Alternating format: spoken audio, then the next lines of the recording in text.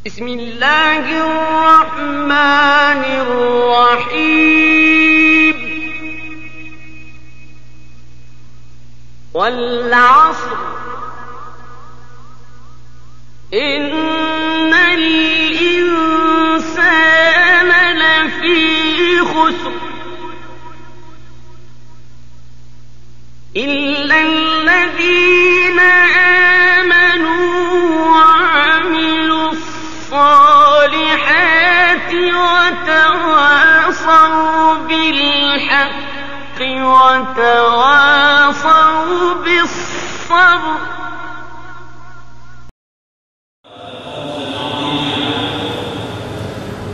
أما بعد فإن أصدق الحديث كتاب الله وخير الهدي محمد صلى الله عليه وعلى آله وسلم وشر الأمور محدثاتها وكل محدثة بدعة وكل بدعة ضلالة وكل ضلالة في النار.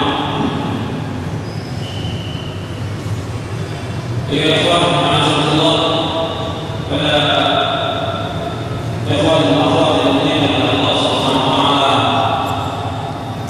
بالفلسفة العظيم حضرة والمنية الله تعالى الحمد لله والشكر على الله سبحانه وتعالى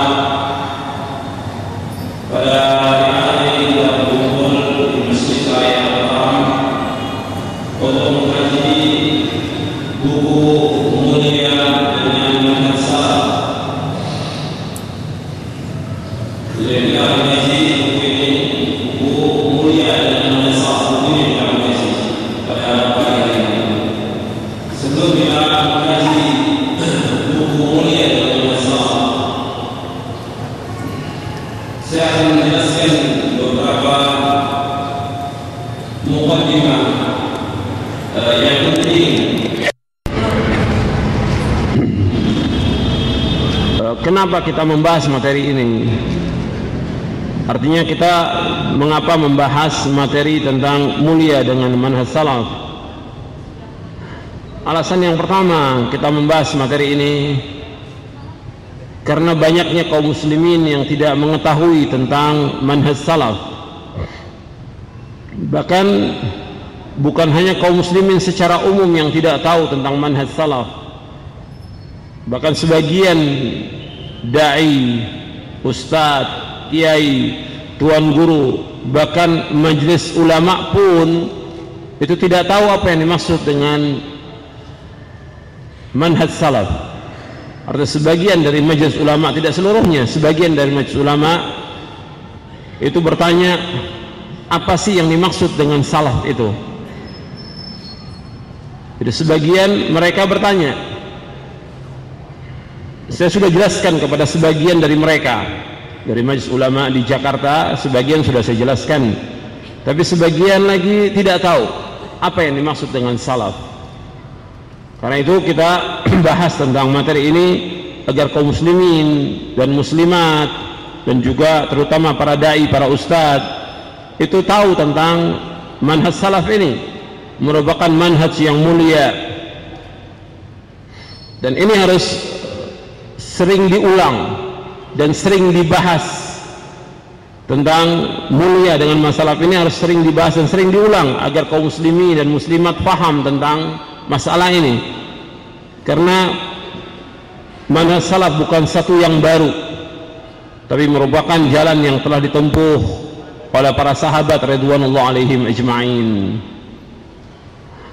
Kemudian alasan yang kedua kita membahas materi ini karena ada sebagian ustadz, sebagian dai yang mengatakan bahwa kita cukup dengan berpegang kepada Al-Quran dan Sunnah.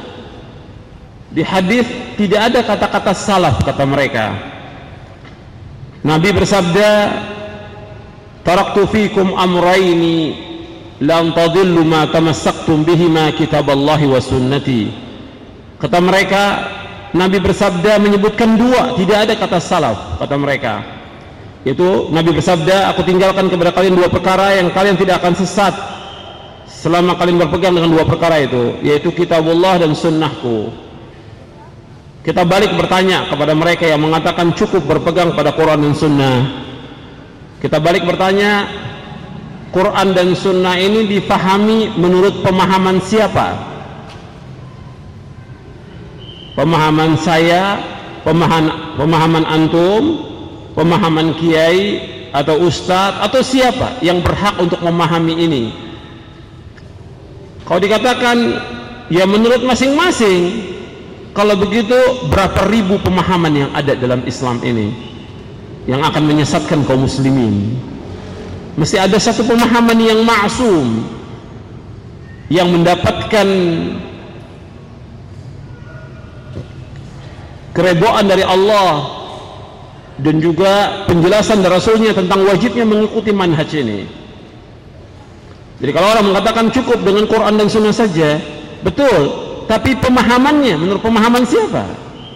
Jadi harus pemahaman yang jelas dalam menjelaskan masalah agama ini.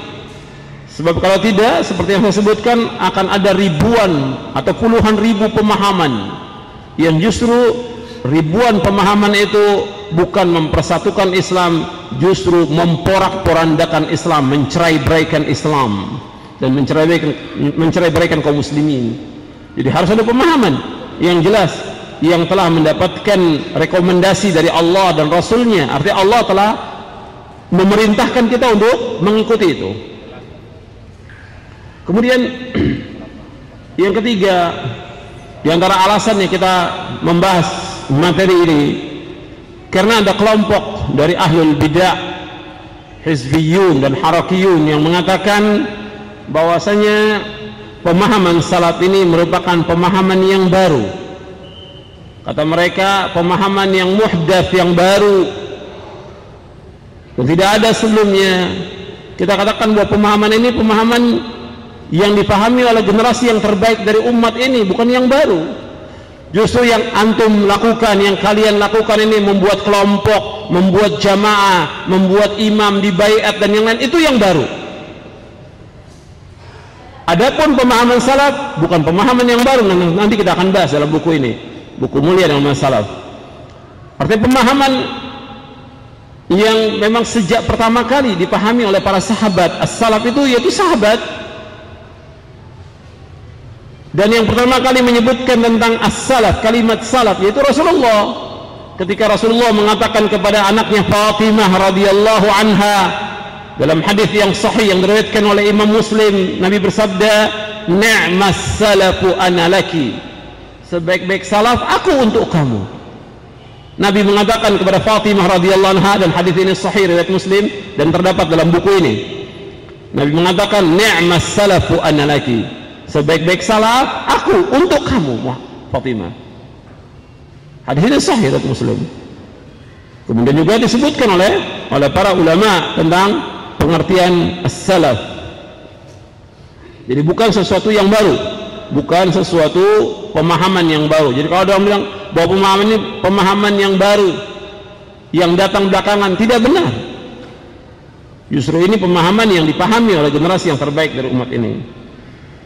Dan syubhat-syubhat yang dilontarkan oleh ahlul bidah, hizbiyun, harakiyun tentang manhaj dan tentang manhaj salaf ini sudah saya jelaskan di buku ini. Saya jelaskan tentang syubhat-syubhat mereka dan saya sudah jawab syubhat mereka. Kemudian alasan yang keempat, kita membahas tentang mulia dengan manhaj salaf ini karena Allah dan Rasulnya memerintahkan kita untuk mengikuti pemahaman salaf. Kita membahas buku ini, mengkaji tentang mulia dengan manhaj salaf karena Allah dan Rasulnya memerintahkan kita untuk mengikuti pemahaman salaf. Allah dan Rasul memerintahkan dalam Al-Quran, dan saya sebutkan dalilnya di sini 40 dalil dari Al-Quran dan Sunnah. Kemudian setelah itu athar para sahabat, tabi'in, tabi'ut tabi'in, kemudian a'immah, kurang lebih 60 tentang wajibnya mengikuti pemahaman salaf. 60 saya sebutkan dalam buku ini, buku mulia dengan salaf. Dan kita diperintahkan oleh Allah dan Rasulnya untuk taat kepada Allah, untuk mengikuti manhaj ini, dan taat kepada Rasulullah SAW untuk mengikuti manhaj salaf ini. Kemudian alasan yang lain, yang kalau orang bertanya, dan ini pernah saya sampaikan juga kepada antum, kalau ada orang yang bertanya